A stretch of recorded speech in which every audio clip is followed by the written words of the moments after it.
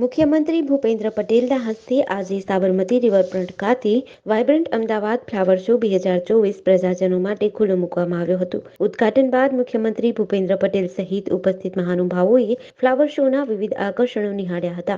અનેકવિધ સ્કલ્પચરને મુખ્યમંત્રી સહિત સૌએ બિરદાવ્યા હતા. વાયબ્રન્ટ અમદાવાદ ફ્લાવર શો 2024ના મુખ્ય આકર્ષણોની વાત કરીએ તો અહીં વડનગરના તોરણની પ્રતિકૃતિવાળું આકર્ષક પ્રવેશદ્વાર બનાવવામાં આવ્યું છે. વધુમાં અહીં સરદાર વલ્લભભાઈ પટેલની સ્ટેચ્યુ ઓફ યુનિટીની પ્રતિકૃતિ, નવા સંસદ ભવનની પ્રતિકૃતિ, મોઢેરાના સૂર્ય મંદિરની પ્રતિકૃતિ, ચંદ્રયાન-3ની પ્રતિકૃતિ, 7 અશ્વ અને ઓલિમ્પિક જેવી જુદી જુદી થીમ આધારિત અનેક પ્રતિકૃતિઓ મુખ્ય આકર્ષણોમાં સામેલ છે.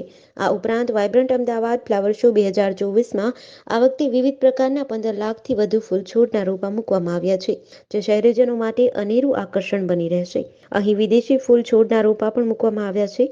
વધુમાં આ ફ્લાવર શોમાં 7 લાખથી વધુ રોપા દ્વારા 400 મીટર લાંબુ ફ્લાવર સ્ટ્રક્ચર પ્રદર્શિત કરવામાં આવનાર છે. જેડીસી ન્યૂઝ સાથે સંજીવ રાજપૂત, અમદાવાદ.